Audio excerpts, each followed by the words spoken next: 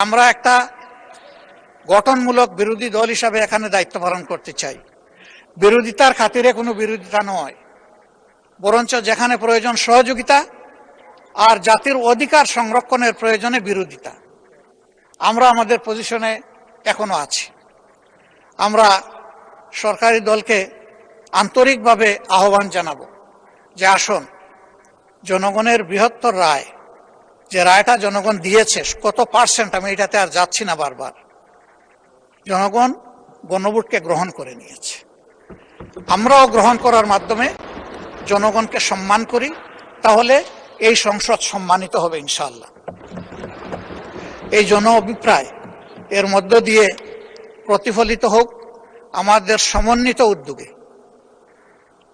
এখানে আলাদা আমরা এক লাইনে, ট্রেজারি বেঞ্চ আরেক লাইনে চলতেই থাকলাম, এটার মাধ্যমে সমাধান কিভাবে হবে এটা আমরা সবাই বুঝি।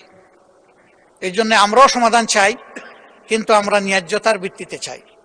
যে বিষয়ের উপরে আলোচনা হয়েছে সেই বিষয়ের উপরে একটা কমিটি আপনি যদি উত্তম মনে করেন আপনি করে দিতে পারেন, তবে সেখানে আমাদের আহ্বান থাকবে যে দুই দিক থেকেই সমান সংখ্যক সদস্য নিয়ে যেন ওই কমিটি গঠিত হয়।